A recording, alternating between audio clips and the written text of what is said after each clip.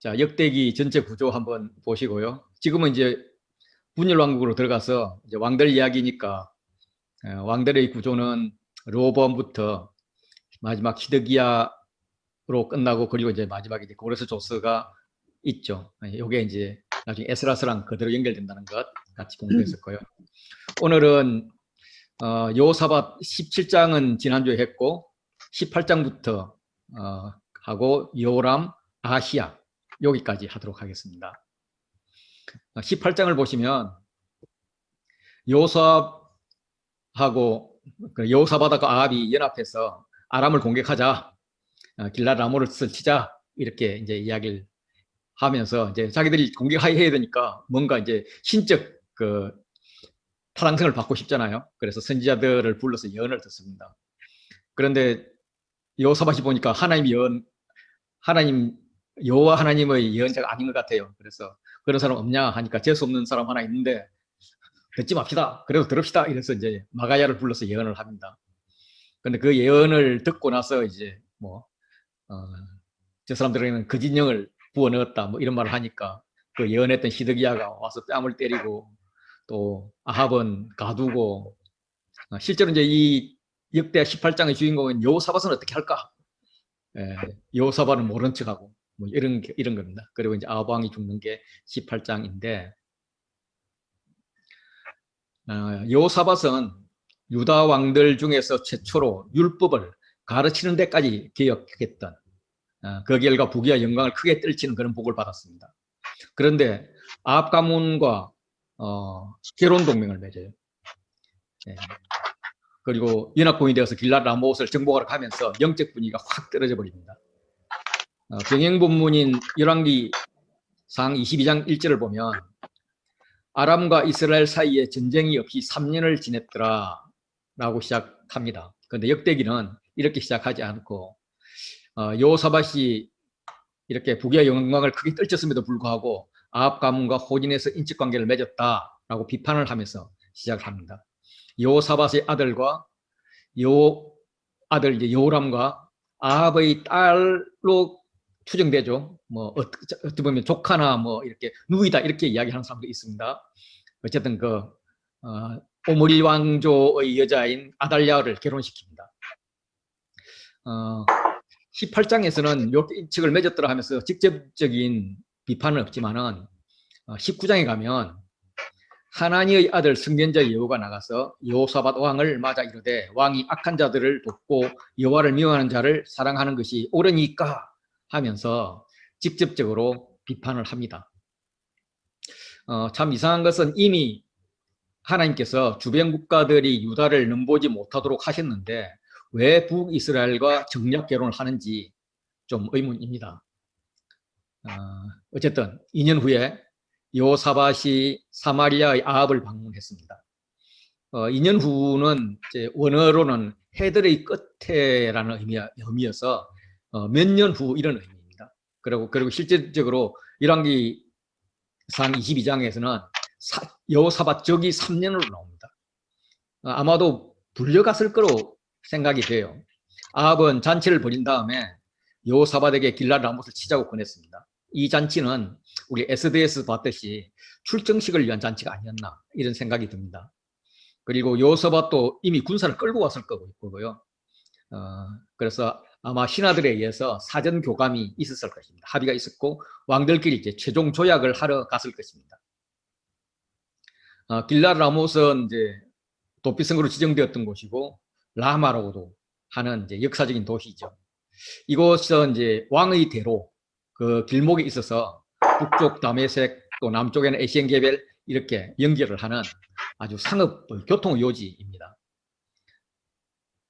열왕기 20장에 의하면 베나닷이 아합을 2번 침략한 적이 있습니다. 첫 번째 침략은 아람이 사마리아를 포기했지만 한 선지자가 아합에게 야, 승리할 것이니 걱정하지 말라 해서 이제 그 예언대로 그들을 쫓아냈습니다. 그리고 나서 그 다음에 또 쳐들어올 거니까 준비하시오 해서 잘 아합이 준비를 했고 실제로 쳐들어왔을 때 그들이 이제 어떻게 생각했느냐면 지난해에 전쟁에서 패했던 이유는 여호와가 산의 신인데 산지에서 전투를 해서 졌다 이렇게 생각을 하고 나서 이번에는 곤란의 아벡 핑계로 와가지고 이스라엘과 싸우고자 했습니다. 그런데 당연히 이제 아합이 승리하고 시리아 왕 베나닷을 한 성읍의 골방으로 몰아넣고 이제 죽이면 되었습니다. 그런데 그들이 사신을 보내가지고 이스라엘에게서 과거에 빼앗은 땅을 돌려주겠다 이렇게 하니까 그 술수에 휘말려서 화친 조약을 맺고 살려줍니다. 그게 이제 20장 30절에 성읍에 이르러 골방으로 들어가고 당신의 아버지에게 빼앗은 모든 성읍을 내가 돌려보내리다. 이래서 그들이 더불어 조약을 맺습니다. 성경에는 나오지 않는데 역사 기록에 의하면 이후에 아합과 베나닷이 12개국 연합군의 중심이 되어서 아수르 살만에셀 3세와 싸웁니다. 그게 이제 카르카르 전투라고 하는데 거기 싸워서 이겼을 정도로 세를 떨쳤습니다. 그게 이제 쿠르크 습기라는 데 나오는데요. 이게 쿠르크 습기입니다. 여기 보면 살만에셀이 이 전투에서 나는 카르카르로 진격해서 파괴하고 정복과 왕족을 사로잡았다 이러면서 다메섹에는 이렇게 군사를 보냈고 이스라엘 왕 아합은 전차 2,000대 보병 10,000명을 보냈다. 뭐 이런 기록이 있다고 합니다. 그럼에도 불구하고 자기가 이겼다고 그렇게 이제 하는데 원래 이런 석비에서는 지가 지더라도 뻥으로 이겼다고 하는 거니까 이제 그것까지는 믿지 않고 어쨌든 그런 대규모의 전투가 있었다는 것까지는 믿습니다. 그리고 실질적으로 그 전투에서 살만 에셀이 패했죠. 다시 말해서 아합과 베나닷이 중심이 된 연합군이 이겼다는 것입니다. 그렇게 이제 친하게 지냈는데 그 이후에 영토 반환을 하겠다는 베나닷의 약속이 지켜지지 않습니다. 그래서 아합이 이제 뿔딱지가 난 거죠. 그래서 징별적 차원에서 공격할 기회를 찾고 있었고 이번에 여호사밧과 동맹을 맺으면서 길랏 라못을 치자라고 제안을 하는 것입니다. 여호사밧은 아마 거절할 수 없는 위치에 있지 않았을까 생각이 듭니다. 그리고 이미 신하들끼리 합의가 되어 있어서 군사들도 데리고 왔을 텐데 거부할 이유도 궁색했을 것입니다. 이스라엘이 길랏 라못을 아람에게 빼앗긴 이유는 여호사밧의 아버지 아사가 아람에게 돈을 주고 이스라엘 성읍들을 치게 했는데 그때 빼앗겼을지도 모릅니다. 그래서 이제 그동안에는 남북이 대립하고 있다가 이런 일들이 빚었는데 여호사밧이 화해 정책을 펴는데 과거사가 부담이 되었던 거죠. 그래서 여호사밧은 나는 당신과 다름이 없고 내 백성은 당신의 백성과 다름이 없으니 라고 하면서 나가서 싸우겠다. 적극적으로 찬성을 합니다. 두 나라가 형제 나라로 치면은 아우의 입장에서 형님 나라 명령을 받아들이는 그런 입장입니다. 그런데 누가 형님인가 하는 것에 대해서는 하나님의 생각이 있는데 그 하나님의 생각은 2년 후에 그가 사마리아의 아합에게 내려갔더니 하는 데서 나오는 것 같습니다. 이 내려갔다 올라갔다 하는 것은 지리적으로 높냐 낮냐 이 위치만 이야기하는 게 아니죠. 아합보다 예루살렘에서 하나님을 모시고 있는 여호사밧 왕이 더 높은 사람이었다라고 지금 성경은 이야기하고 있는 겁니다. 어쨌든 그는 이제 저자세로 이야기했지만 그래도 여호사밧 역시 전쟁은 피하고 싶었을지 모르겠습니다. 그래서 피할 길을 찾아보는 것이 여호와의 말씀이 어떠한지 물어보자고 제안을 합니다. 그래서 이스라엘 왕이 평소에 후원하던 선지자 400명을 모으죠. 이 선지자들은 표면적으로는 여호와의 선지자처럼 보입니다. 그런데 그 예언을 들은 여호사밧이 이 외에 우리가 물을 만한 여호와의 선지자가 여기 있지 아니하십니까? 라고 묻는 거로 봐서는 여호와의 선지자가 아니다라고 판단을 한 것 같습니다. 그렇게 추론이 가능한 것이 400명은 공교롭게도 엘리야 선지자와 대결해서 참가하지 않은 아세라 선지자 수와 같은 거예요. 그때 엘리야와 대결할 때 바알 선지자 450명과 아세라 선지자 400명을 갈멜산을 모아서 대결합시다 라고 했는데 실제로 그때 왔던 것은 바알 선지자 450명만 왔고 그들만 죽였어요. 그래서 그때 살아남은 400명이 이 사람들이 아닐까 정확하게 이제 인원이 일치합니다. 또한 아합 왕의 아내 이세벨은 여호와의 선지자를 멸했습니다. 18장 왕상 18장 4절 보면 이세벨이 여호와의 선지자들을 멸할 때에 오베다라는 관리가 선지자 100명을 이렇게 숨겨서 떡과 물을 먹였다라는 기록으로 봤을 때는 여호와의 선지자들은 살아있을 길이 없었던 거죠.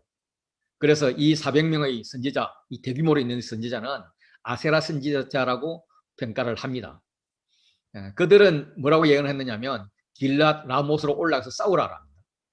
그러면 하나님이 그 성읍을 왕의 손에 붙일 것이다 라고 일률적으로 이야기합니다. 400명이 이미 입을 맞춘 것 같아요. 그런데 그들이 말하는 하나님은 여호와 하나님일까 아닐까? 이건 아닌 것 같습니다. 그들이 말하는 신으로 보이는 것 같아요. 그래서 여호사밧이 여호와 하나님께 묻는 선지자는 없습니까? 라고 묻는 거예요. 그래서 이스라엘 왕이 여호와에게 물을 수 있는 마가야라는 선지자가 있긴 있는데 이러면서 나는 그 사람을 미워합니다. 왜냐하면 그는 내게 있어서 좋은 일, 선한 일이 아니라 항상 악하게 나쁜 일만 예언을 합니다.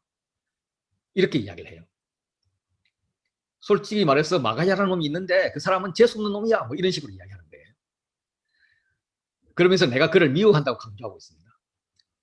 아마 여호와의 선지자임에도 불구하고 워낙 부정적인 말을 하는 그런 기인이었기 때문에 백성들에게 인기도 없고 아달랴도 크게 위협을 느끼지 않아서 무시했던 거로 살려두었던 거로 그렇게 보입니다.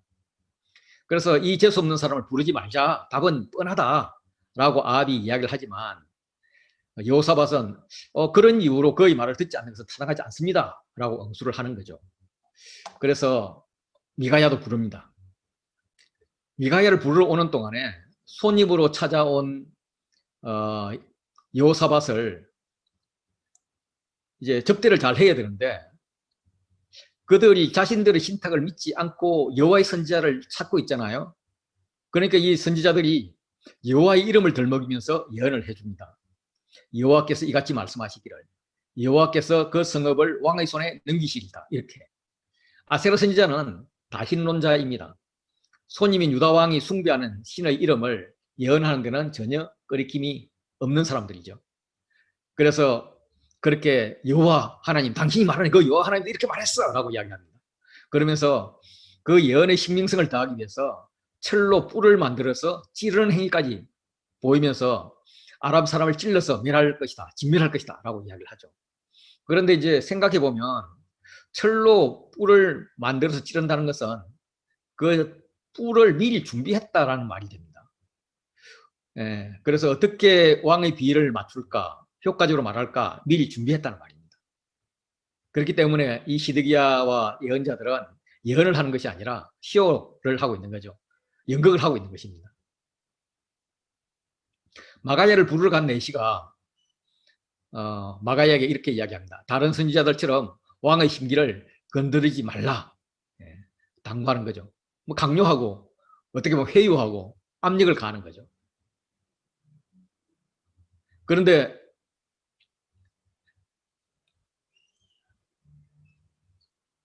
마가야는 그 강요를 거부합니다. 내 하나님께서 말씀하시는 것, 곧 그것을 내가 말하리이다. 나는 이걸 여호와의 살아계심을 두고 맹세한다. 절대로 하나님 말씀하시는 외에는 말하지 않겠다. 이렇게 이야기를 합니다. 그런데 이 내시가 당신의 말도 그들 중에 한 사람처럼 좋게 말하소서 이렇게 하는 걸로 봐서는 그 앞에 선지자 400명을 부를 때도 지금 왕의 심기가 이러니까 좋은 말을 하십시오라고 미리 이야기한 게 아닌가라는 생각이 듭니다. 그런데 이제 막상 왕에게 왔을 때 미가야가 하나님 주신 말씀을 이야기할 줄 알았는데 다른 선지자들과 같이 똑같은 예언을 합니다. 그래서 11절에서 여호와께서 그 성읍을 왕의 손에 넘기리다 라고 선지자들이 이야기했는데 미가야도 그들이 왕의 손에 넘긴 바 되리이다 라고 이야기를 합니다. 그러니까 이 예언을 들었던 아합은 오히려 역정을 내면서 너 하나님께 들은 대로 말하라고 내가 이야기했잖아. 뭐 이렇게 이야기를 하니까 하는데 자기의 예상하고 같지 않으니까 신경질을 내는 건지 아니면 미가야가 굉장히 성의 없이 빈정거리는 투로 말하는 것이 이렇게 들렸는지 그걸 잘 모르겠어요. 그런데 이제 같은 내용으로 보이는데 완전히 똑같지는 않습니다. 지금 이제 11절하고 18절하고 비교하면 여호와라는 이름이 거짓 선지자들에게는 들어가고 이 미가야에게는 들어가지가 않습니다. 그들의 왕의 손에 능림 받으리라 하면서 의도적으로 여호와란 말을 사용하지 않는 거죠. 그러니까 여호와라는 이름을 덜먹이면서 거짓말을 못하는 사람, 못한다 이런 의미가 지금 포함되어 있습니다. 그래서 다른 내용이라고 볼 수가 있죠. 그래서 이번에는 미가야가 제대로 된 예언을 합니다. 그가 이르되 내가 보니 온 이스라엘이 목자 없는 양같이 산에 흩어졌는데 너 목자가 산에서 흩어졌어. 너 양이 산에서 흩어졌어. 그래서 목자로 똑바로 해. 왕노릇 제대로 해. 백성을 잘 간수하란 말이야. 너는 지금 잘못하고 있어. 이렇게 시작을 합니다. 그러면서 여호와의 말씀이 이 무리가 주인이 없으니 각각 평안히 자기 집으로 돌아갈 것이다 라고 이야기를 합니다. 주인이 없다는 말은 주인이 죽었다는 말이죠. 왕이 죽었다는 말이죠. 그 주인이 없는데 왕이 죽었는데 무리가 평안하게 돼요. 그 말은 그동안에 왕 때문에 백성이 평안하지 못했다는 거예요. 그래서 곧 주인이 죽을 텐데 그러면 백성이 평안해질 것이다. 이런 빈정거림의 말이면서 동시에 너 전쟁 가면 죽을 것이야 라는 경고입니다. 이제 아합 입장에서는 미가야가 예상했던 악담을 퍼붓는 거죠. 그래서 여호사밧에게 신경 쓰지 말라라고 이야기를 합니다. 저 사람 항상 나한테 좋은 일로 예언 안 하고 나쁜 일로만 예언했던 사람이니까 우리 갑시다.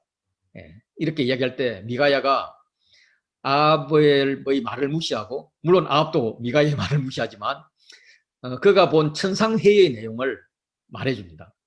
그러면서 천상회의에서 하나님이 누가 이스라엘 왕 아합을 깨어서 그에게 길랏 라못에 올라가서 죽게 할까라고 이제 하나님께서 물었더니 어떤 천사는 이렇게 하겠다. 또 어떤 천사는 저렇게 하겠다 그랬는데 또 한 천사가 내가 그를 꿰겠나이다 라고 했다는 거죠. 그래서 하나님께서 솔깃해서 야 어떻게 깰 건데 했더니 내가 나가서 거짓말하는 영이 되어서 그의 모든 선지자들의 입이 되겠습니다 라고 했더니 그래 너는 깨겠고 또 이루리라 나가서 그리하리라 하면서 허락을 한 거죠. 그래서 지금 그 타작마당에서 거짓말 예언이 일어나고 있는 것입니다. 그래서 그 진짜 의미는 뭐냐면 보소서 이제 보소서 하면서 수위를 환기시키면서 선지자들의 말은 천사가 거짓말하는 영을 넣어줬기 때문에 그렇다. 그 의미는 왕에게 승리가 아니라 승리의 거짓말이기 때문에 재앙이다 라고 이야기를 하는 겁니다. 마가야는 왕에게 말하는 형식을 갖춥니다. 그 왕은 아방을 말하죠. 그렇지만 아방은 그의 말을 듣지 않을 것이 뻔합니다. 그래서 그의 속내는 유다 왕 여호사밧이 들을 것을 기대했을 것으로 봅니다. 그래서 여호사밧 들어서 전쟁에 나가지 말라라고 이야기를 하는 거죠.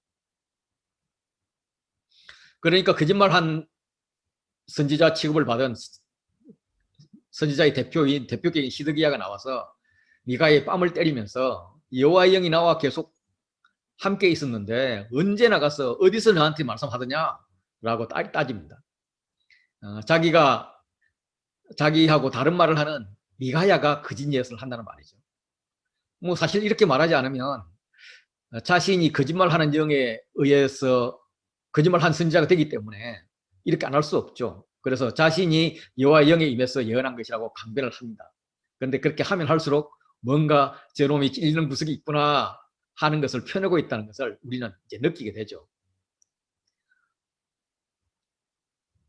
뺨을 맞은 미가야는 시드기야가 베나닷에게 이전에 아합 왕에게 패해서 골방에 숨었을 때를 상기시키면서 너 거짓말이 뽀록나서 골방으로 숨는 날이 너에게 올 것이며 그 날에 내 말의 뜻을 알게 될 것이다 라고 이야기를 합니다.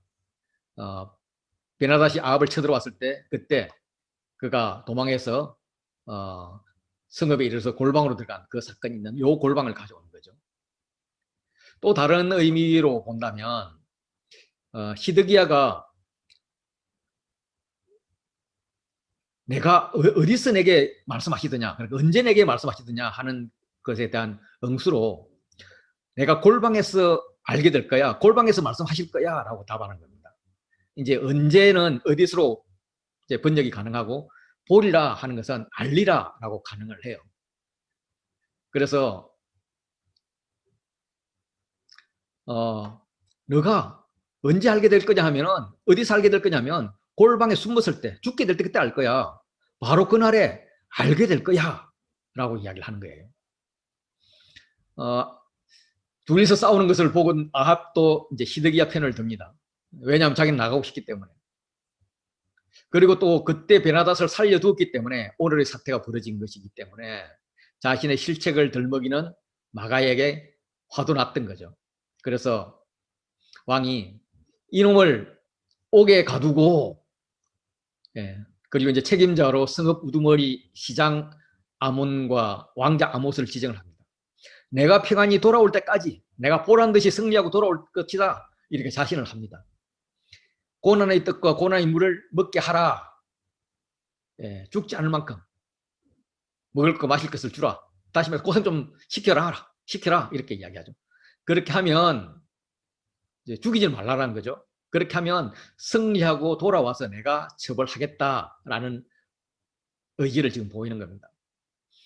이제 그런데 마가야도 보통이 아니죠. 가만히 있지 않습니다. 하나님은 잊지 않을 일을 말씀하시는 분이 아니다. 그러므로 왕이 평안히 돌아오는 일은, 살아서 돌아오는 일은 없을 것이다. 이러면서 너희 백성들아 다 들을지어다 하면서 듣는 사람도 없는 백성들에게 외칩니다.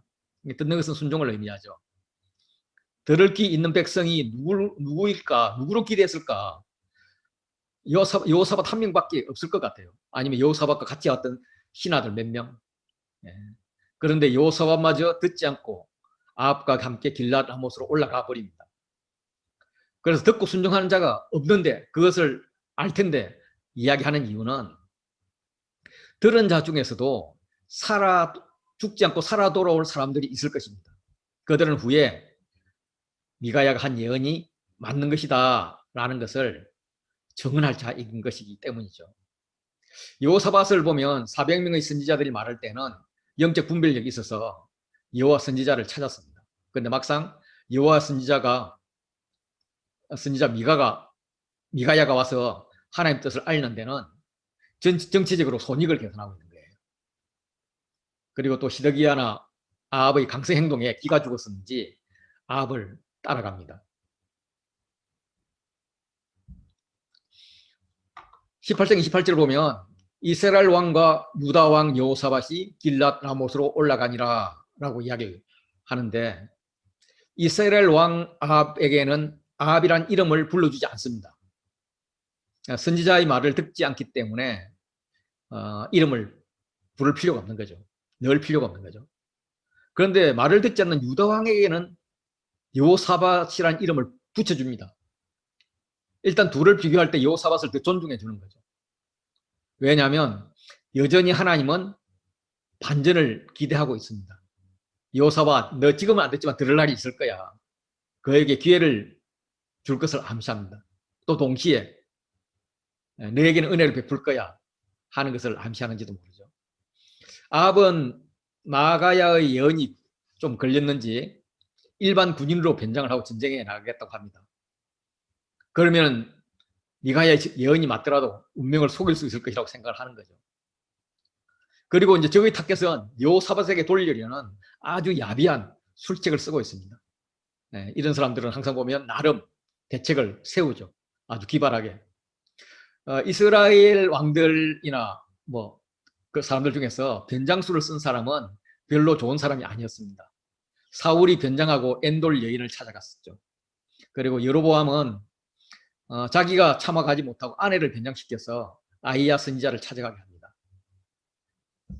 그래서 이 아합의 변장에 대해서도 나쁘게 지금 이미지를 심어주고 있는 겁니다. 그때 이제 아람 왕 베나닷은 자기 병거 지휘관들에게 다른 거 신경 쓰지 말고 이스라엘 왕을 찾아서 집중 공격하라고 명령을 합니다. 그래서 지휘관들이 이스라엘 왕을 찾았는데 이스라엘 왕이 아닌 여호사밧이 왕복을 입고 있으니까 그를 보고 왕으로 오인하고 집중 공격을 하려 합니다.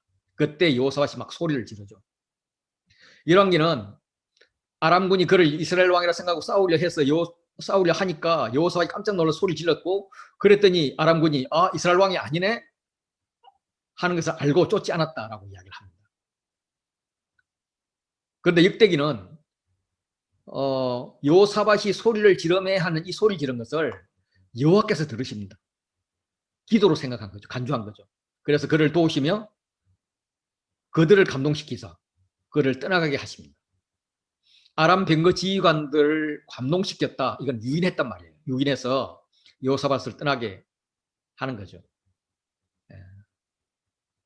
이 감동시켰다까지 유인하다라는 말인데, 아합이 여호사밧에게 군에서 전쟁터로 가자 할 때 그때 권하다 이 말도 유인하다라는 뜻입니다. 그래서 이 유인하다를 가지고 언어 유희를 하고 있는데, 아합은 여호사밧을 군에서 유인해서 전쟁터로 끌고 갔지만 하나님은 아람 병거 지휘관들을 감동시켜서 유인해서 여호사밧을 살려주셨다, 이런 말입니다. 굉장히 마음이 좋으신 하나님이시죠. 제 같으면은 이제 깨달은 거야, 좀 더 혼이나 봐야 돼 하면서 조금 더 혼을 낸 다음에 거의 죽기 일보 직전에 풀어줄 텐데 굉장히 빨리 풀어주시는 것 같습니다. 반면에 이제 아합은 아람 군사가 그냥 무심코 쏜, 겨냥하고 쏜 것도 아니고 조준하고 쏜 것도 아닌 그런 활에 갑옷 솔기를 뚫고 들어가서 치명상을 입습니다. 갑옷 솔기라는 것은 갑옷에 이제 비늘들이 있는데 이 비늘과 비늘 사이를 뚫고 들어가는 겁니다. 그래서 정상적으로 서 있다면 비늘이 아래로 내리기 때문에 이게 뚫고 들어갈 일이 없죠. 그런데 이때 움직였다든지 어쨌든 이게 바람이 불어서 이렇게 들렸다든지 이래서 그 비늘 조각 틈새로 들어간 겁니다. 그렇게 이제 치명상을 입고 나서 아합이 이제 빨리 나가서 치료를 받아야죠. 그런데 그날 전쟁이 얼마나 치열했던지 저녁까지 아람 공격을 막느라고 빠져나갈 수가 없었습니다. 그래서 제대로 치료도 못 해보고 죽었는데, 열왕기에 보면 상처의 피가 흘러 병거 바닥에 고였더라. 피를 많이 흘리고 죽었다는 거죠. 이거는 미가야 예언의 성취이죠. 뿐만 아니라 이전에 베나닷을 살려 죽었을 때 그때 한 선지자가 우지전 예언이 있습니다. 여호와의 말씀이 내가 멸하기로 작정한 사람을 내 손에서 놓았은즉 내 목숨이 그의 목숨을 대신하고, 이렇게 이야기합니다. 그래서 베나닷 대신 내가 죽을 거야 라고 했는데 지금 죽는 것입니다. 저는 여기서 아합을 누가 죽였나 라는 걸 한번 생각을 해봤어요. 물론 하나님 죽이셨죠. 근데 하나님 입장에서는 죽일 가치도 없는데 꼭 죽일 필요가 있을까요? 이런 생각도 듭니다. 물리적으로는 무심코 활을 당긴 아람 군사가 될 수도 있어요. 그렇지만 가장 강력한 살인자는 미가야의 뺨을 때리면서 아합의 결심을 도왔던 히드기야가 아닌가 싶습니다. 그 히드기야는 힘 있는 자의 비위를 잘 맞추는 자입니다. 상대를 설득하거나 제압하기 위해서는 거짓말이든 거짓행위든 뭐든지 하는 자였습니다. 자기 주장이 먹히지 않으면 화를 내는 자였어요. 힘없는 자에게는 폭력을 주저하지 않는 자였습니다. 그리고 끝까지 고집하는 자입니다. 이렇게 써놓고 제가 보니까 저를 굉장히 많이 닮았더라고요. 제가 그걸 굉장히 많이 닮았더라고요. 그래서 참 이게 젊을 때부터 저는 이런 게 싫었습니다. 나 이런 모습을 볼 때마다. 그래서 힘 있는 자의 비위를 맞추는 것, 저는 군대 있을 때도 훈련소장 투스타의 전속보관을 해서 비위 많이 맞췄거든요. 그래서 그 이후에는 나 힘 있는 자를 만나지 않았으면 좋겠다, 이런 생각을 했었습니다. 그리고 결단을 한 것이 저희 내려는 몸이죠. 내가 내 주장을 강하게 하지 않으려고 노력을 하는데 지금 60이 넘었는데도 아직도 안 되고 있습니다. 다행히 폭력은 힘이 없어서 하지 못합니다. 폭언도 용기가 없어서 못해요. 마음속으로야 죽겠다 살겠다 하지만은 곧 가라앉습니다. 감사한 거죠. 그래서 저는 이제 고집을 해결해야 되는데 그 해결하는 방법이 그냥 말씀으로 계속 곱씹다 보면 하나님이 적당히 처리해 주시는 것 같습니다. 그래서 저는 여기서 겨우 벗어난 그런 인물 같습니다. 19장으로 가면 선지자 예후가 와서 막무를 하죠. 그리고 이제 여호사밧을 이제 지방을 돌아다니면서 법 체계를 세우고 예루살렘에서도 법 체계를 세우는 것으로 19장이 구성되어 있는데, 요사밧이 이제 목숨을 겨우 부지하고 예루살렘에 돌아와서 이제 왕궁으로 들어갈 때 하나니의 아들 선견자 예후가 나와서 여호사밧 왕을 질책을 합니다. 예후의 아버지 하나니는 여호사밧 아버지 아사 왕에게 당신 베나다드 맹물 보내가지고 북이스라엘을 치게 했는데 그거 잘못한 거요 라고 책망을 했거든요. 그러다가 아사에게 박해를 받았죠.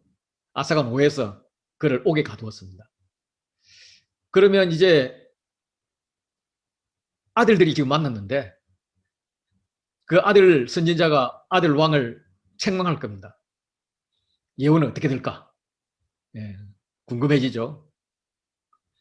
일단 예후는 이렇게 이야기해요. 왕이 악한 자를 돕고 여호와를 미워하는 자들을 사랑한 것이 옳으니까 옳지 않다는 거죠. 그렇기 때문에 여호와께로부터 진노하심이 왕에게 임할 것입니다 라고 이야기를 합니다.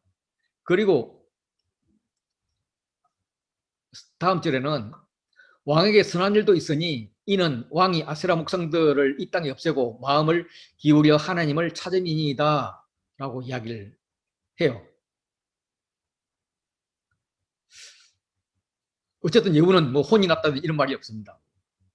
근데 저는 여기서 우리에게 문맥을 읽으라 라고 주시는 말씀이 아닌가 싶습니다. 그래서 이게 A고 이게 A-라면 가운데 눈에 보이지 않지만 B가 있는데 A, B, A 구조로 되어 있는데 B는 이네들이 좀 생각하라는 거죠. 그래서 제가 생각해 보면 선지자가 당신 옳지 않은 행동을 했어. 하나님께서 진노하셨어 라고 하니까 이 B에서 여호사밧이 예 알고 있습니다. 회개하고 있습니다 라고 이야기하니까 이 C에서 회개하니까 감사오. 그렇지만 왕이 선한 일도 많이 했기 때문에 하나님께서 이번에 이런 용서하신다고 했어. 다음부터 잘하시오. 뭐 이런 대화가 ABA 구조가 아닐까 이런 생각을 해봤습니다. 뭐 처음 가서 물어봐야 되겠지만 제가 맞을 거라고 저는 그냥 작복합니다. 어쨌든 그는 옥에 갇히지 않는 상황입니다. 아버지 때와는 대조되죠. 예후의 아버지 하나니는 은혜, 한나가 은혜잖아요. 하나니도 똑같은 단어니까 은혜라는 뜻입니다. 자비라는 뜻이죠. 그리고 아버지라는 것은 꼭 친아들에게만 붙여지는 게 아니라 제자에게도 스승이 붙여지고 직업상 후계자에게도 이렇게 붙여지는 호칭입니다. 그래서 예후가 하나니의 친아들인지 아닌지는 모르지만 어쨌든 하나니의 정신을 이어받은 선지자임을 밝힙니다. 그래서 예후는 은혜의 아들인 거죠. 자비의 아들. 그래서 그 이름대로 여호와의 은혜가 여호사밧에게 베풀어집니다. 그래서 그 이후에 여호사밧은 아주 적극적으로 은혜의 활동을 합니다. 여호사밧이 다시 나가서 브엘세부터 에브라임 산까지 민간에 두루 다닙니다. 그들을 하나님 여호와께로 돌아오게 합니다. 그리고 또 각 성읍에 재판관들을 세웁니다. 그래서 재판관들에게 여호와를 위하여 재판하라 라고 이야기를 합니다. 브엘세바로부터 이제 다음부터 브엘세바가는 이스라엘 전체라면 브엘세바부터 에브라임 산지까지는 남유다 전체를 이야기합니다. 그 남유다의 신앙 회복을 위해서 적극적으로 나섰다는 말이죠. 좀 이상해요. 본인 잘하면 따라할 텐데 꼭 나 지금 잘하고 있어 하면서 너희들도 잘해 이렇게 꼭 남을 끌어들여요. 그래서 재판관들에게도 너희가 여호와를 위하여 할 것인지 사람들을 위하여 할 것인지 살피라. 하나님 함께 하시다. 너희는 여호와를 위한 재판을 해야 된다. 이런 말을 합니다. 이런 명령 과정을 쭉 읽어보면 하나님 성품들이 막 나와요. 너희가 재판할 때 여호와께서 너희와 함께 하심이라. 함께 하시는 하나님. 우리 하나님 여호와께서는 불의함도 없으시고 지우침도 없으시고 뇌물을 받는 일도 없다. 이렇게 말씀하세요. 이제 이 부분은 레위기와 신명기에 나오는 말씀을 그대로 이렇게 인용해서 조금 변형해서 쓰는 것 같습니다. 예를 들면 레위기 19장 15절에는 너희는 재판할 때 불의를 행하지 말며 가난한 자의 편을 들지 말며 세력 있는 자라고 두둔하지 말고 공의로 사람을 재판할지며 신명기 16장 9절에 19절에도 너는 재판을 국회하지 말며 사람을 외모로 보지 말며 또 뇌물을 받지 말라. 뇌물은 지혜자의 눈을 어둡게 하고 의인의 말을 굳게 하느니라 이렇게 되어 있습니다. 이 말씀을 그대로 적용해서 이야기를 하는 거죠. 그렇게 지방을 순회하면서 재판 체계를 세웠다면 예루살렘에서도 재판 체계를 세웁니다. 어떤 성읍에 사는 너희 형제가 이런저런 이유로 해서 너희에게 와서 송사하거든. 이렇게 시작을 하는 거죠. 다시 말해서 지방법원에서 해결하지 못하는 일들을 너희에게 가져왔다면, 다시 말해 예루살렘은 이제 예루살렘에 이제 우리로 치면 대법원이 있는 셈이죠. 최고법원이 있는 셈이죠. 그쪽으로 가져오면 너희는 어떻게 할까? 이렇게 하는데, 그때 이제 재판관은 누구냐면 레위 사람들, 제사장들, 그리고 이스라엘 족장들 중에서 재판관들을 세웁니다.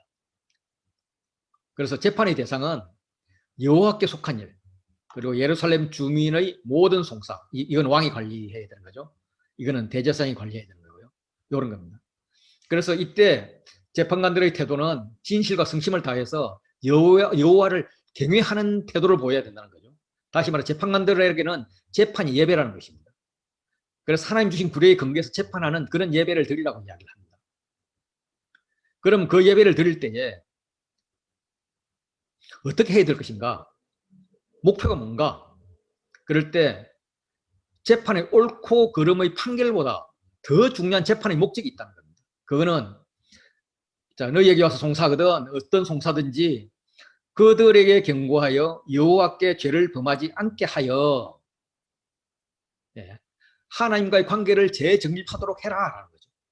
그래서 너희와 너희 형제에게 하나님께서 진노하지 않도록, 진노하심 임하지 않도록 하는 것이 이 재판의 목적이다라고 이야기합니다. 그래서 재판하는 조직에서 여호와께 속한 일은 대제사장 아마랴가 대장이 되고 예루살렘 주민의 모든 송사, 왕에 속한 모든 일은 유다 지파의 어른인 이스마엘의 아들 스바데가 책임자가 됩니다. 그리고 중간에 레위 사람들이 중간 관리를 하게 되죠. 이때부터 종교에 대한 최종 판결권 대제사장한테 주고 민사나 형사에 대한 그런 판결권은 유다 지파의 지도자에게 줍니다. 요즘 말로 말하면 이렇게 교회와 정부가 분리되어서 이렇게 관리되고 있다. 이걸 볼 수가 있습니다. 이렇게 이제 19장이 끝나고 20장으로 넘어가면 이렇게 여호사밧이 잘하고 있는데 그러면 이제 평화가 오고 막 이렇게 막 나라가 부흥해야 될 텐데 이번에는 암몬과 모압이 침공을 합니다. 그래서 이제 여호사밧이 기도를 하고 아히엘이 하나님의 응답을 받죠. 그래서 아히엘이 지시하는 대로 전쟁을 합니다. 요게 이제 여호사밧의 마지막 통치 부분인데 요 결론적 통치 요약이 끝나고 나서 뭔가 한마디가 더 붙어요. 그래서 좀 찝찝하게 이렇게 끝이 나는데 일단 20장 첫 절을 보면 여호사밧이 모압 자손, 암몬 자손, 마온 자손에게 공격을 받는 그런 위기를 맞습니다. 왜 이런 위기가 올까? 저는 그냥 이렇게 생각해 봤어요. 여호사밧이 막 자기가 이렇게 회개하고 이런 것들은 별로 글상으로 나타나지 않고 막 이렇게 동네 돌아다니면서 이렇게 재판관 세우고 뭐 이런 거 하잖아요. 그래서 하나님 말씀 똑바로 들어 뭐 이렇게 하잖아요. 지가 잘하면 될 텐데. 그래서 하나님께서 제 같은 이런 마음을 좀 가지셨는지 야, 너 정말 정신 차린 거야? 백성들만 정신 차리려고 막 설치고 다니면서 너는 옛날 그대로 아냐? 뭐 이런 시험이 아닐까라고 생각을 해봤습니다. 모압은 북이스라엘 아합에게 조공을 바쳐 오다가 아합이 죽자 여호람 시대에 반역을 했습니다. 그때 여호람 때 반역을 했을 때 여호사밧도 그 전쟁에 참가했어요. 그런데 이제 힘들었죠. 그런데 엘리사가 나타나가지고 엘리사의 도움으로 그들이 이겼어요. 그래서 아마 그들이 이 북쪽 아람 쪽의 공격을 포기하고 남유다 쪽으로 쳐들어온 게 아닌가 생각을 합니다. 그래서 사해 바다를 지나서 요 바다를 지나서 요 엔게디까지 왔다는 겁니다. 북이스라엘보다는 남유다가 더 만만해 보였던 거죠. 이제 이런 게 이제 하나의 해석이 되고요. 또 하나의 해석은 바다 저쪽 아람이라고 이렇게 이야기합니다. 큰 무리가 바다 저쪽 아람에서 왕을 치러 왔다고 이야기를 해요. 그러면 바다 저쪽이라 그러면 남유다 입장에서는 바다가 뭐 사실 이쪽이 지중해가 바다죠. 바다인데 사실은 그것들은 이제 요거 바다만 바다인 게 아니라 물이 많이 모인 것은 바다잖아요. 그래서 이 사해를 사해 바다라고 하는 거죠. 네. 그래서 바다 저쪽이니까 모압 암몬이거든요. 그래서 요 아람은 원래 아람이 아니다. 아람이 에돔과 글자가 비슷하기 때문에 에돔을 잘못 표기한 것이다. 이렇게 주장하는 학자들도 있습니다. 그래서 모압이 쳐들어오고 여기 암몬도 가담했다는 거죠. 암몬은 다윗 때 요압을 보내서 쳐서 속국으로 삼았잖아요. 그런데 세력이 커지니까 모압과 연합해서 쳐들어온 것입니다. 마온 사람들은 누군지 확실히 몰라요. 학자들도 몰라요. 그래서 문자적으로 해석하면 다른 암몬이 되는데 아마도 이 가나안 남쪽에 이쪽에 광야를 떠돌며 다니던 그런 유목민들이 아닐까 이렇게 생각을 합니다. 이 절대절명의 국가적 위기 속에서 여호사밧이 택한 것은 기도였습니다. 참 재미있는 게 17장에 보면 여호사밧이 거느린 군사만 해도 116만 명이거든요. 116만 명이면 웬만한 군대는 해결할 수 있을 텐데 뭐 그냥 겁을 먹고 그냥 두려워하여 예. 여호사밧이 두려워하여 여호와께 낯을 향하여 간구합니다. 이거는 그가 여호와의 전쟁만이 그렇게 군사의 많고 적음이 문제가 아니라 여호와가 참가하느냐 안 하냐 이게 승리할 수 있다 이런 걸 안 것 같아요. 그래서 간구합니다. 백성들에게 금식하라고 공포하니까 그들이 도우심을 구해서 간구를 하는데 참 기특한 거죠. 여호사밧은 군사적 대책을 세우지 않고 그냥 기도합니다. 그리고 유다 백성들에게 야 힘을 합하자 이게 아니라 우리 금식하고 기도하자라고 공표를 해요. 자신의 무력함을 고백하는 거예요. 하나님 나는 무기력합니다. 아무 힘이 없습니다. 백성들도 참 기특한 게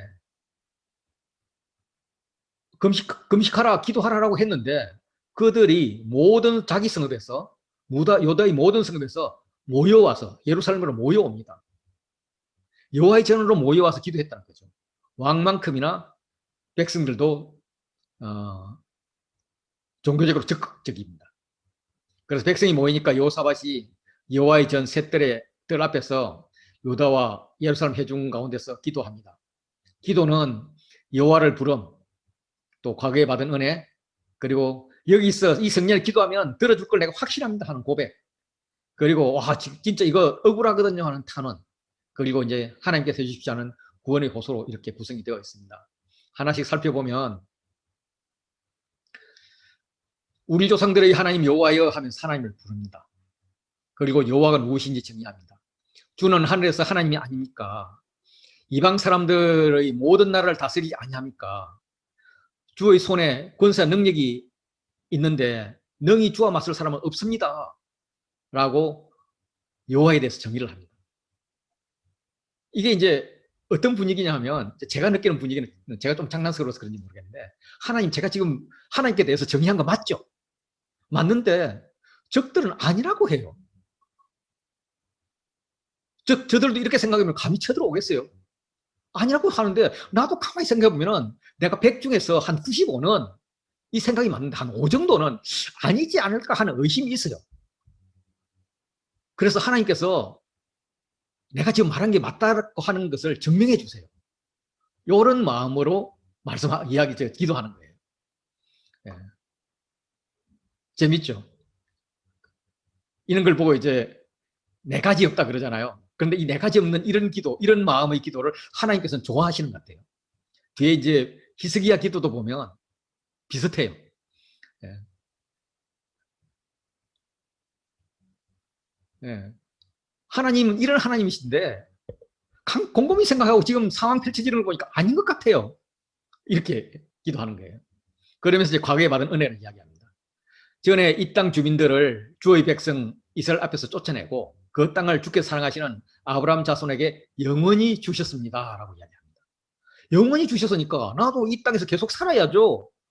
하면서 당연히 지켜줘야 함을 요구하고 있습니다. 그러면서 확신을 고백하는 거죠. 은혜를 받은 백성들은 이 땅에 살았습니다. 주의 이름을 위해서 한 성소를 주위에서 건축했습니다. 예, 이러면서 우리는 정말 잘하고 있어요. 만일 재앙이나 난리나 gen책이나 전염병이나 기근이 우리에게 임하면 우리가 이 성전 앞과 주 앞에서 주께 부르짖으면 들으시고 구원해달라고 솔로몬이 기도했는데 우리는 그렇게 해줄 줄 믿습니다. 구원하실 줄 믿습니다. 하면서 확신을 고백합니다. 예. 야, 누구 마음대로 이렇게 할 법도 한데 하나님께서 기뻐하시는 거죠.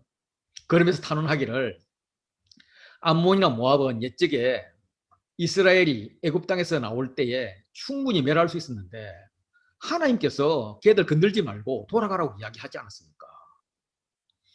그때 살려두었는데 그때 죽여버렸으면 지금 문제가 안 일어날 텐데 그때 살려두었더니 이제 와서 그들이 주께서 우리에게 주신 기업을 빼앗으려고 합니다. 지금 우리가 이 전쟁의 위기에 있는 것은 우리가 하나님 뜻을, 우리의 조상들이 하나님 뜻을 순종했기 때문에 역으로 받는 손해입니다.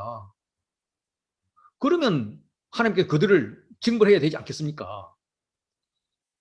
그런데 우리는 이 큰 무리를 대적할 능력도 없고 어떻게 하야 될 줄도 알지 못하고, 예, 마지막으로 그래서 오직 주만 바라봅니다 라고 끝을 맺어요. 이 마지막 주만 바라봅니다 하는 것을 하나님께서 굉장히 좋아하셨을 것 같아요. 히스기야 여호사밧의 기도에는 많은 대조들이 있습니다. 아브라함의 자손에 영원히 주었다. 그렇지만 우리에게 주신 이 기업을 그들이 쫓아내고자 한다. 이런 대조가 있고, 우리를 치러 오는 큰 무리, 힘 있는 무리, 그렇지만 대적할 능력이 없는 이스라엘, 또 충분히 징벌하실 수 있는 전능하신 하나님, 요 셋이 이렇게 대조가 됩니다. 그래서 주만 바라보고 있다면서 하나님의 개입을 호소합니다.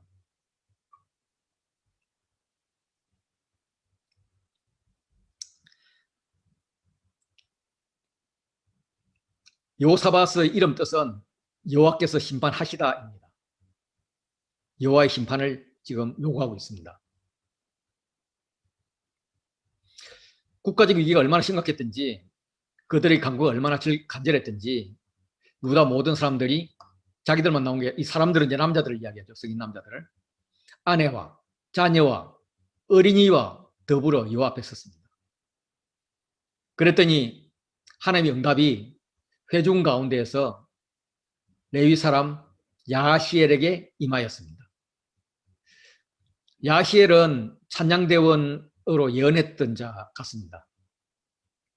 여호와 영이 임했다고 하는데 역대기 저자는 무명의 선지자라든지 아니면 선지자가 사역의 본업이 아닌 사람들에게 이렇게 신탁할 때 이 문구를 사용을 합니다. 그래서 선지자가 아닌 야시엘에게, 소위 말해서 이제 레위인에게 임하셨다는 거죠. 그는 찬양대원으로 평가가 됩니다. 보여집니다. 예, 그만큼 예배, 찬양 이것이 강조되고 있는 거죠. 그 이후에 이제 ABC 이런 구조로 야시엘이 먼저 성전을 선포를 합니다. 너희는 이 큰 물로 말미암아 두려워하거나 놀라지 말라. 이 전쟁은 너희에게 속한 것이 아니오 하나님께 속한 것이다 라고 이야기를 하죠. 그러면서 구체적인 행동 지침을 이야기를 합니다. 여호사밧은 기도에서 어떻게 해야 할 바를 모르겠습니다 라고 했는데, 구체적으로 행동 지침을 내리는 거죠. 너희는 내일 그들에게 내일 가라. 그들이 시서고기로 올라올 때 너희가 골짜기 어기 여루엘들 앞에서 그들을 만날 텐데 그 전쟁에서 너희가 싸울 거 없다.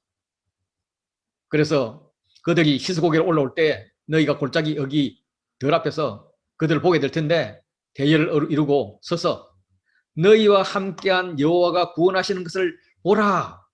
구경만 해라 라고 이야기합니다. 시스고기가 어딘지는 정확히 모르지만 더고와 근처라는 것으로 볼 때에 예루살렘에서 그렇게 멀지 않은 곳입니다. 그들이 할 일은 전쟁터로 나가서 대열을 이루고 여호와가 구원하시는 것을 구경하는 겁니다.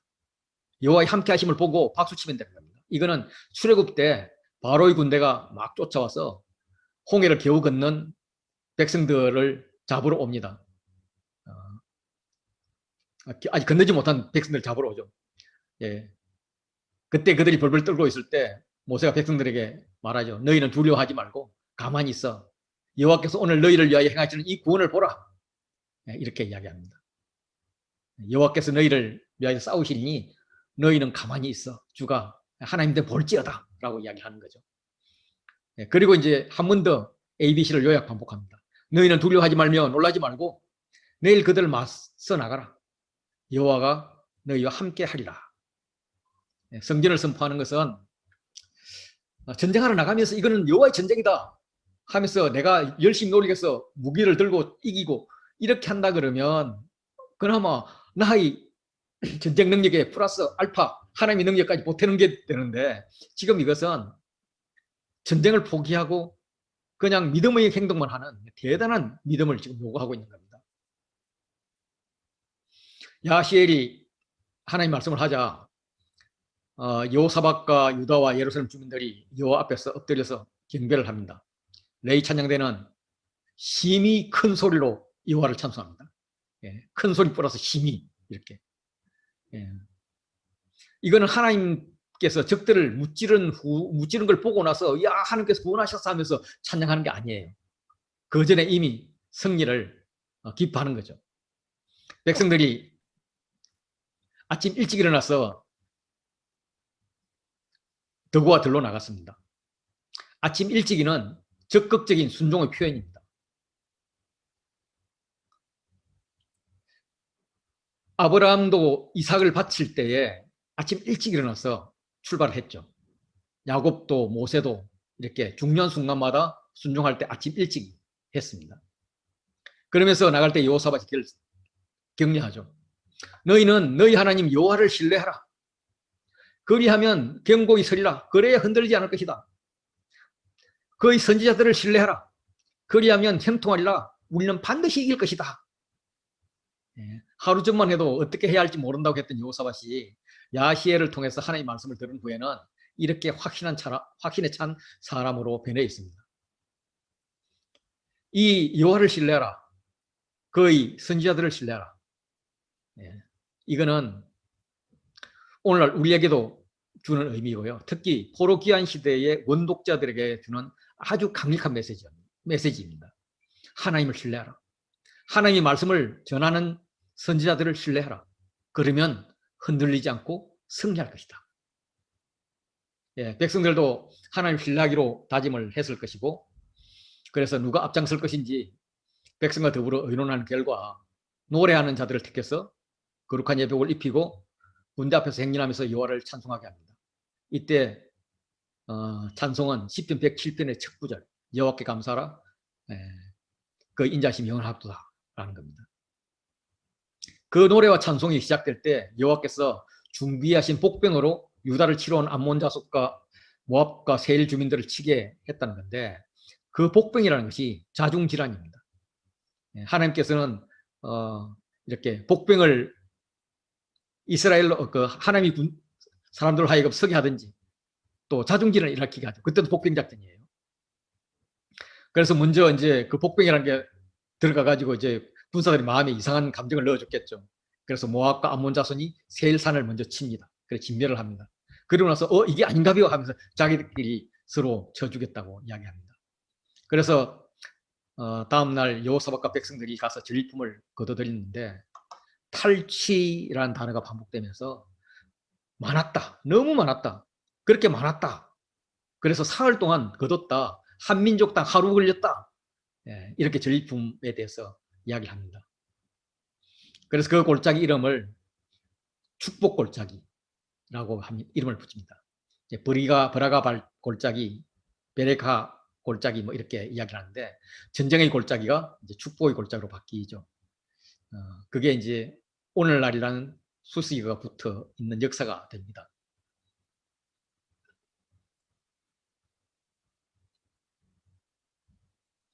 여호사밧이 35세에 왕이 되어서 25년을 다스렸다라면서 결론적 통치 요약을 합니다. 여호사밧은 여러 면에서 그의 아버지 아사의 길로 행했습니다. 아사와 비슷한 삶을 살았죠. 여호와 보시기에 정직하게 행했다 하는 평가를 받는 것도 같고요. 그러면서 아사는 자식 교육에는 어느 정도 성공을 한 자였죠. 그러나 여호사밧은 아사와 같이 실수도 저질렀고 죄도 저질렀습니다. 특별히 산당을 철거하지 못했습니다. 사실 이제 이스라엘 역사상에 산당을 제거한 왕은 히스기야하고 요시야 왕 둘밖에 없습니다.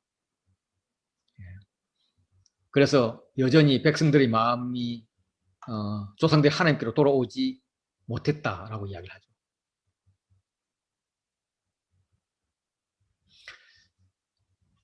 그리고 이제 요약을 하고 나서 한마디가 더 붙습니다. 아합과 결혼 동맹에서 전쟁 동맹까지 했다고 혼이 났던 여호사밧이 나중에는 종교개혁으로 살만해지니까 다시 옛버릇이 나와서 아방을 이은 아시아와 교제를 합니다. 아시아는 심히 악을 행하는 자였죠. 그와 교제했다는 것이 교제, 연합, 교제 이런 단어로 이렇게 반복이 됩니다. 그러면서 이제 에시온게벨에서 무역을 하기 위한 배를 만들었는데 에시온게벨은 여기가 이스라엘이면은 여기입니다. 요 아래. 그래서 이 홍해 쪽으로 가는 항구인 거죠. 그래서 홍해를 통해서 요 아라비아 쪽이나 또 아프리카, 요 동북부, 남부 그리고 멀리는 인도까지 이렇게 무역을 했습니다. 지중해로 가는 쪽은 두로와 시돈이 강했죠. 그래서 북이스라엘이 두로와 시돈에 영향력을 미쳐서 두로와 시돈을 통해서 들어온 물건들을 남유다에게 중개를 하고 남유다는 에시온게벨을 통해서 이렇게 중개 무역을 하면 이렇게 굉장히 부를 거둘 수 있는 거죠. 그래서 남북의 두 왕이 서로 연합해서 솔로몬 시대의 영화를 누려보고자 지중해 홍해 무역권을 장악하려 했습니다. 그래서 다시스와 무역할 배를 에시온게벨에서 만들었습니다. 그런데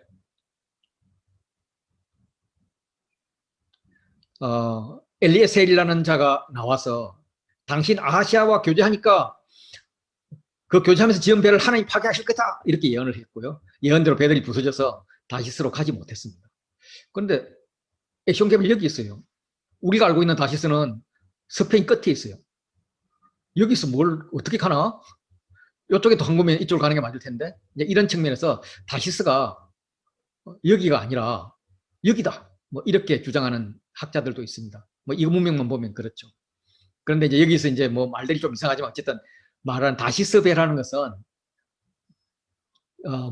원거리 무역을 할 수 있는 배, 요 정도로 인식을 하고 나면 다시스는 이쪽에 있다 하는 것으로 생각할 수 있는데, 요게 주로 이제 학자들이 말하는 정설입니다.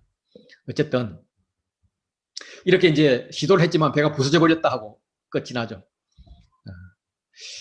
이란기에 의하면 배가 부서지자 아시아가 다시 공동무역을 제안하지만 여호사밧이 거절합니다.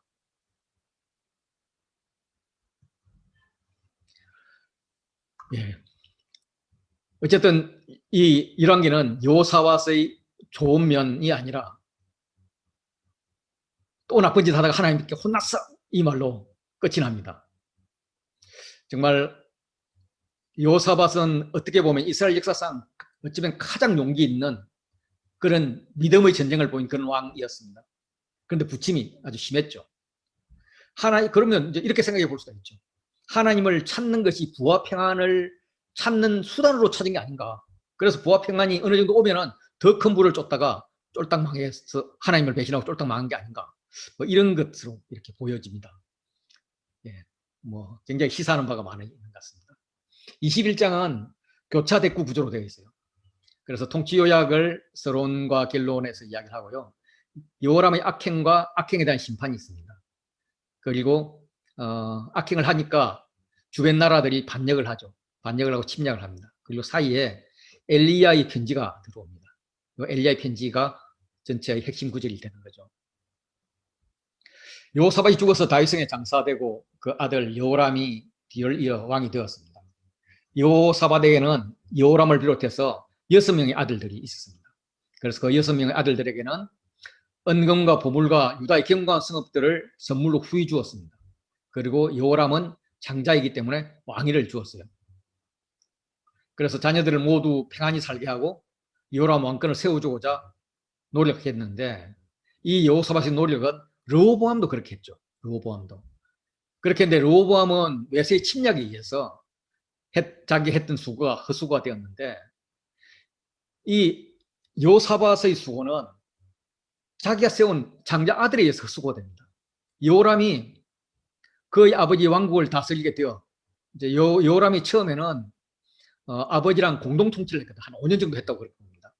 그래서 그렇게 했는데 세력을 얻은 후에 단독왕이 된 후에 거의 모든 아우들과 이스라엘 방백들 중에 몇 사람을 그렇게 아우들 팬을 죽여버렸다는 거죠. 자기 왕권을 위해서 아버지가 죽자마자 형제들을 죽여버린 아주 악랄한 왕입니다.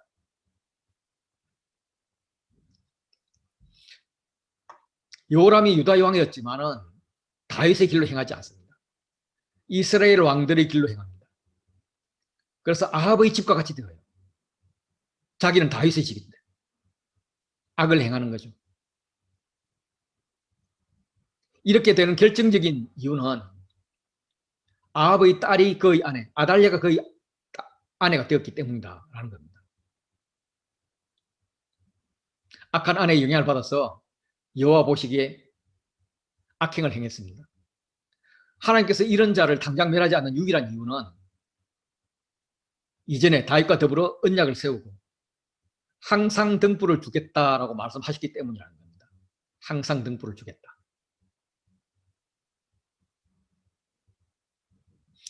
여호사밧의 판단 부족으로 형제들 몰사가 한 여호람이란 여호사밧이 판단을 잘 못해가지고 여호람이란 악한 왕을 세웠다면 여호람의 악행의 열매는 국력의 쇠퇴라고 보여집니다.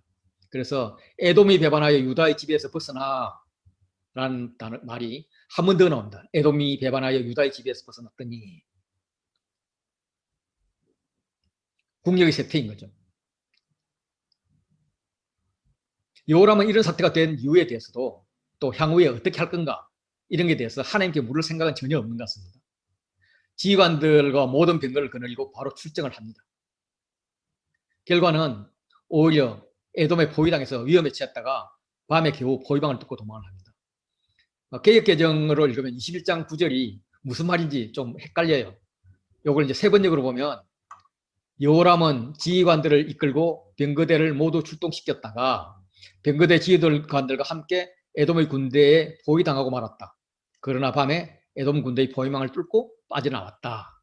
겨우 목숨만 산 거죠.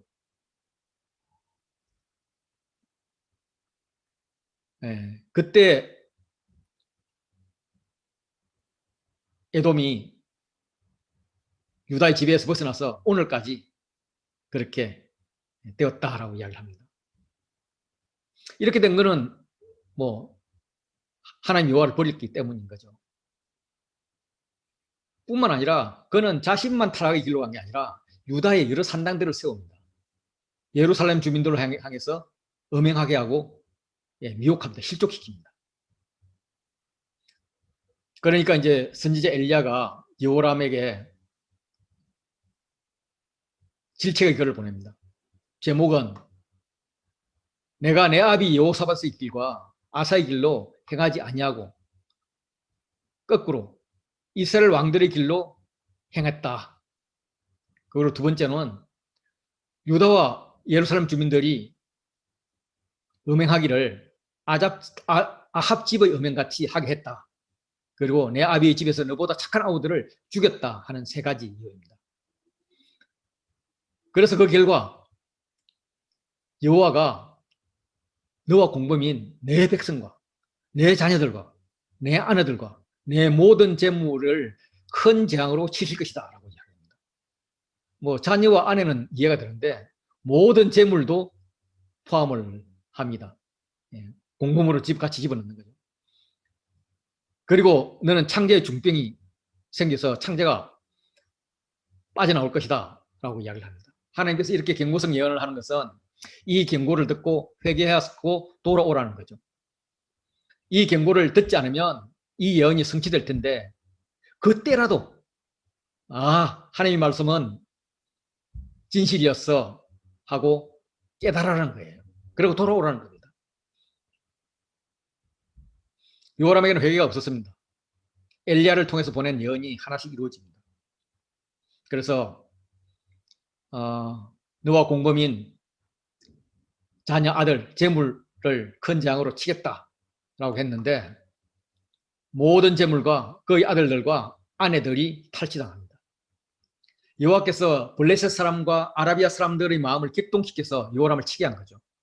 그들은 여호사밧에게 조공을 바쳤던 족속들입니다. 여호사밧이 그들과 전쟁했다든지 뭐 이렇게 조공 안 바치면 죽어 이렇게 한 게 아니라 여호사밧이 강성하니까 알아서 긴 그런 민족들이에요. 그들이 올라와서 유다를 침략해서 탈취를 합니다. 그래가지고 단지 한 아들 요아스 이제 아시아로 나오는데 아시아 외에는 한 아들도 남기지 않아 다 죽였단 말이에요. 여기서 보면 처음에는 탈취하였다라는 말이 나오고 두 번째는 남기지 않았다 다 죽였다 말로 나와요. 그래서 이제 죽인다는 것을 이제 두 단계로 나눠서 말을 하는데 이 두 단계로 나눠서 한 이유가 뭘까? 뭐 상상을 해보면 첫째는 처음에는 잡혔었는데 뭐 잡혀가는 도중에 죽었다든지 아니면 인질로 잡아서 끌고 가는데 가는 도중에서 체행을 했다. 이런 내용이 될 수가 있습니다. 그런데 이제 좀 더 설득력 있는 이유는 한꺼번에 아들과 아내들이 요아서 아시아 하나만 남기고 다 죽은 게 너무나 이 글을 읽는 사람들에게는 충격적이어서 독자들에게 두 단계로 나눠서 진실을 말함으로써 그들의 심적 충격을 좀 완화해주는 그 심적으로 좀 준비하는 시간을 주기 위함이다. 이렇게 봅니다.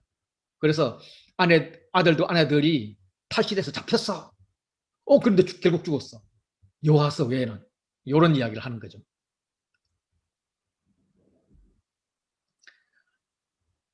그리고 이제 창자에 중병이 들고 날로 중하여 창자가 빠져나오리라 했는데 이 아라비아 블레셋 사람들이 침략해서 재산과 아내와 자녀들을 다 죽였는데도 여호람의 반응이 없으니까 하나님께서 여호람을 쳐서 능히 고치지 못할 병을 창자에 들게 합니다. 그런데도 반응이 없어요. 반응이 없으니까 2년 후에는 그 창자가 병으로 말미암아 빠져나오게 합니다. 그래서 그는 심한 병으로 죽게 되었고 죽고 나서는 백성들이 조상들에게는 분향을 했는데 분향도 하지 않았다는 거예요. 왕이나 고관이 죽으면 향을 피우는 것은 당시 풍습이었습니다. 여호람은 그런 대접을 받지 못한 거죠. 그래서 여호람이 32세에 즉위하고 예루살렘에서 8년 동안 다스리다가 죽었다라고 이야기를 합니다.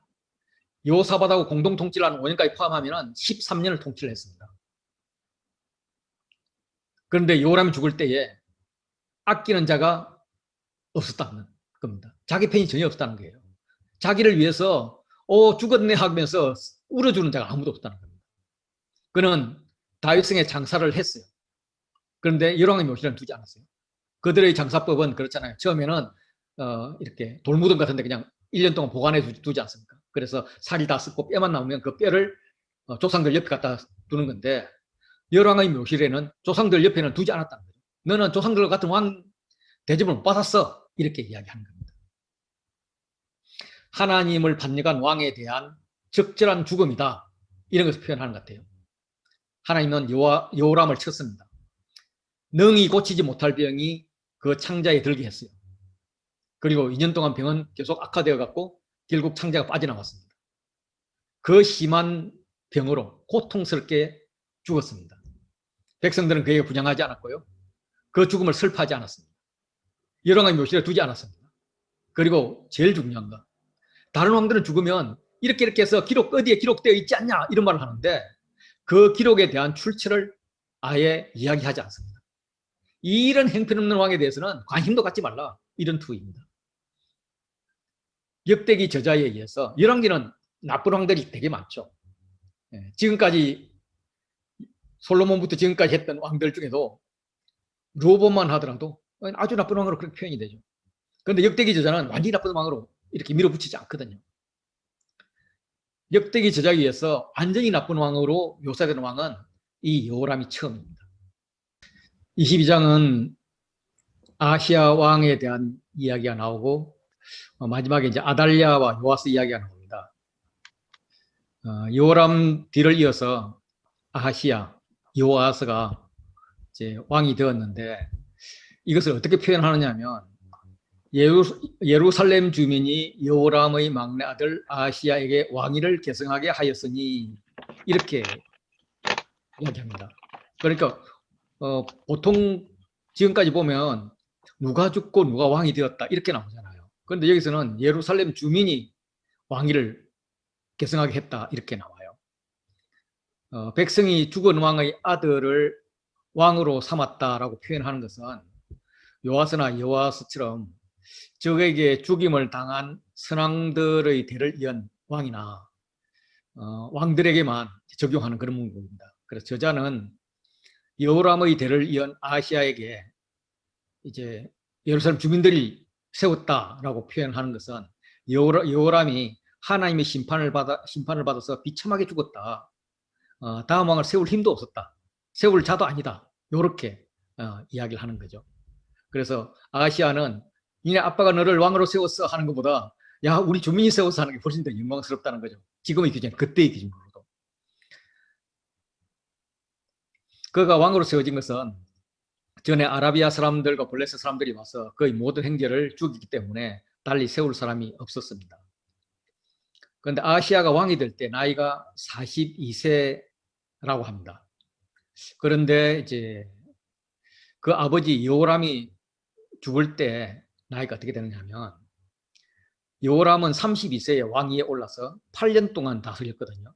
그러면 40세에 죽었어요. 그러면 40세에 죽은 아버지보다 2살이 많다? 말이 안 되잖아요.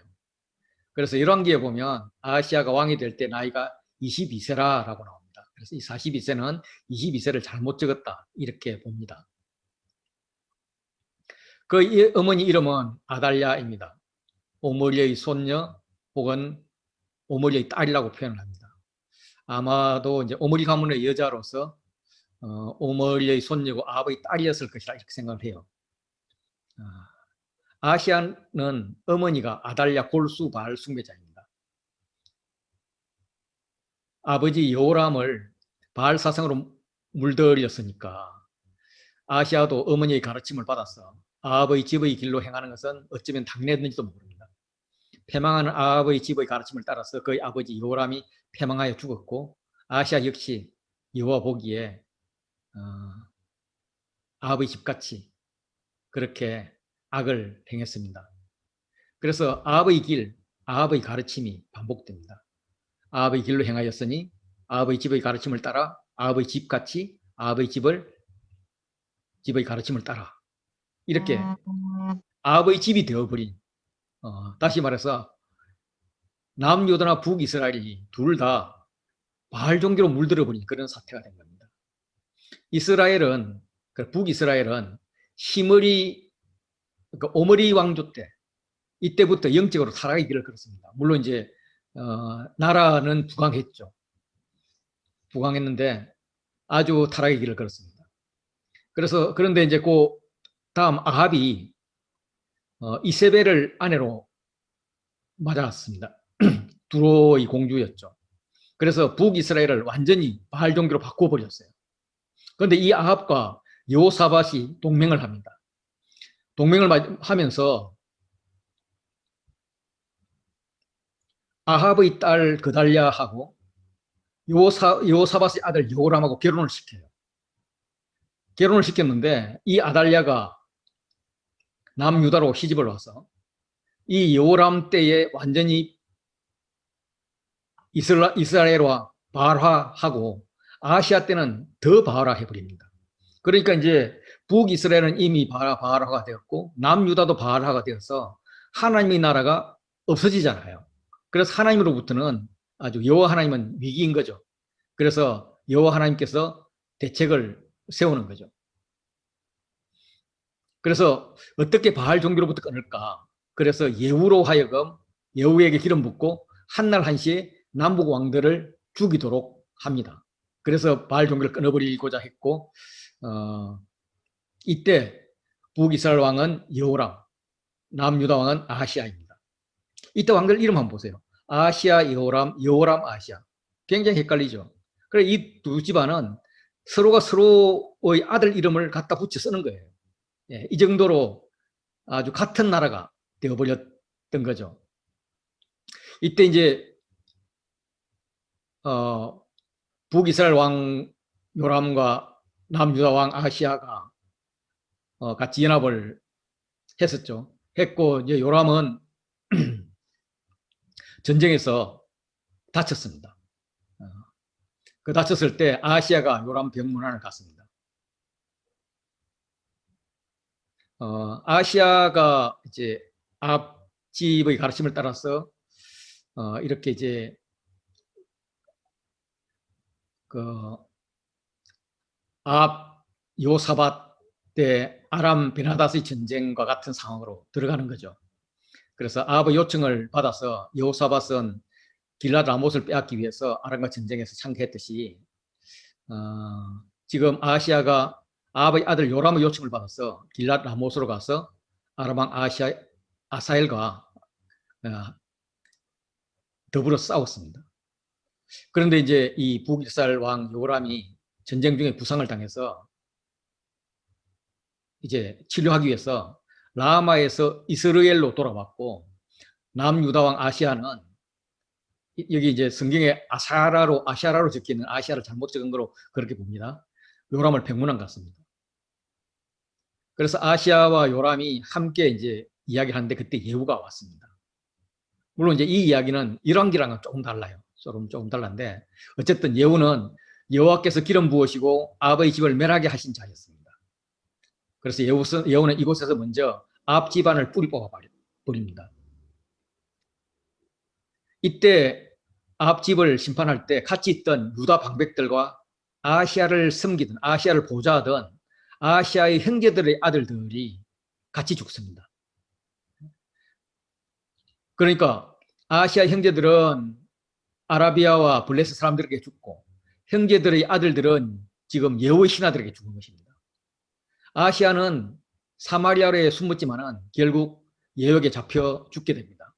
그래서 아시아의 집이 이제 왕위를 힘으로 지키지 못하는, 다시 말해서 왕될 만한 남자가 없는 그런 상태가 되어버렸습니다.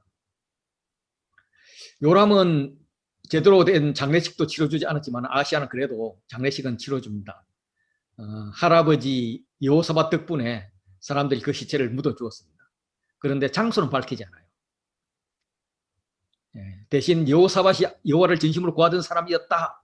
아시아는 그 자손으로서 예후에서 장사일 뿐이다. 이렇게 하는데 장소를 밝히지 않는 것은 열조의 묘실에 들어갈 자격이 없다라고 판명을 한 거죠. 어쨌든 이렇게 여호람과 아시아가 같은 날 예후의 죽음으로써 이제 북이스라엘 왕은 예후가 되어서 바알의 종교에서 벗어나서 여호와의 종교로 돌아가는 듯 했습니다. 그런데 그 뒤에 예후가 배신하는 것은 열왕기에 보면 나오죠. 그러면 이제 남유다가 남는데 남유다는 아시아의 어머니이자 바알 종교의 대모인 아달랴가 자기 아들 여호람이 죽은 것을 알고 나서 유다 집 왕국의 씨를 모두 죽여버립니다. 진멸해버립니다. 다시 말해서 자기 손자들을 다 죽여버리는 거예요. 그래서 스스로 여왕이 됩니다. 그래서 남유다는 완전히 바알 종교의 국가가 될 위기에 처해 있습니다. 지금 이제 남유다 왕족들의 죽음을 보면 여호람이 왕이 되면서 형제들을 모두 죽였습니다. 그리고 여호람 때에 아라비아와 블레셋 사람에 의해서 아시아를 제외한 여호람의 아들들이 모두 죽었습니다. 그리고 여호람도 창자의 불치병이 들어서 죽었습니다. 아시아의 형제들의 아들들은 예후의 무리에 의해서 죽었습니다. 열왕기에서는 42명이 죽었다 그렇게 이야기해요. 그리고 아시아도 예후에게 죽었습니다. 아시아의 아들들 왕자들은 할머니 아달랴가 모두 죽여버렸습니다. 이렇게 해서 남유다 다윗 왕조의 왕조가 끊어지는 듯 했습니다. 그때 이제 희망의 불씨가 남아있는 거죠. 이때 나타나는 여자가 여호세바라고 합니다. 여호사밧이 나타납니다. 그리고 아달랴와 대적을 하는 거죠. 아달랴는 발화하려고 그러고 있고, 유다의 씨를 말리고 다른 국가, 자기 친정집은 이미 망했으니까 새로운 국가를 형성하려고 그러고, 여기에 대응해서 여호사밧이 요시아를 숨깁니다. 그래서 죄송합니다. 요시아가 요아스를 숨깁니다. 요아스를 몰래 빼내서 유모와 함께 침실에 숨겨서 일단 생명을 건졌습니다. 이 요세바는 요사밧은 여호람 왕의 딸이고 아시아에게는 누이가 됩니다. 이제 공주 출신인 거죠. 그는 이제 동시에 제사장 여호야다의 아내였기 때문에 아달랴도 함부로 할 수가 없는 위치였습니다. 남편이 제사장이었기 때문에 일반인들은 접근할 수 없는, 특히 이방 여자들은 근처에도 올 수 없는 성전을 은신처로 삼을 수 있었습니다. 그래서 유일하게 살아남은 요아스가 하나님 전에 6년을 숨어 지냈고 그동안 아달랴가 남유다를 다스렸습니다. 자, 왕의 권능을 가진 아달랴, 그리고 제사장의 아내로서 조용히 지내는 여호사밧, 두 여인의 대결이 펼쳐집니다. 우리는 결과를 압니다. 요아스가 살아남는다는 것. 이제 이걸 읽기 전에 다음은 과연 그럼 요아스는 살아남을 것인가? 아달랴는 어떻게 될 것인가? 이게 짱 하는데 우리가 이미 결론을 알고 있어서 별로 재미가 없는 것 같습니다. 재미는 없지만 다음 주에 보도록 하겠습니다.